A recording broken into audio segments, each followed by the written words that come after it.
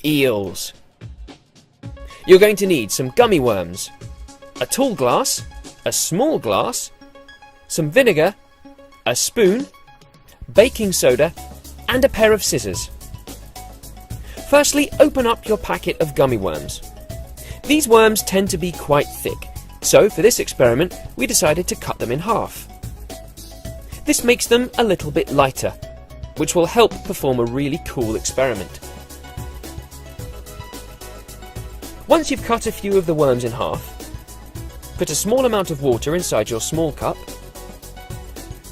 add a few tablespoons of baking soda, and then add each of the worms into the mixture.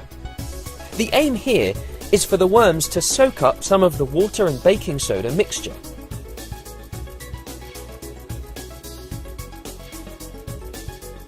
Stir the mixture around a bit with a spoon and then leave it to sit.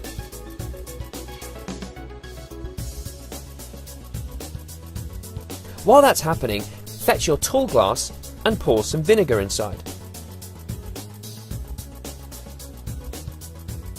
It's best to use clear vinegar, as you can see what's happening inside the glass. We decided to fill it about 2/3 full. Once the worms have sat in the baking soda solution for 5 to 10 minutes, grab your worms and add them one by one into your vinegar mixture. You'll see that very quickly bubbles start to form. This is because baking soda reacts with vinegar, creating bubbles of gas,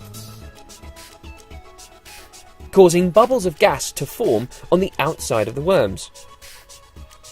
If enough gas bubbles catch onto the side of a worm, you'll see that it picks the worm up, floats it to the top, the bubbles burst, and then they drop down again.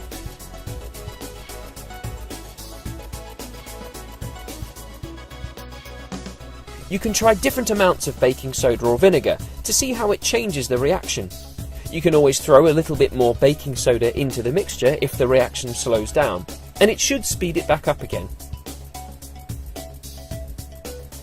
This is a really fun experiment and a great way to create your own electric eels.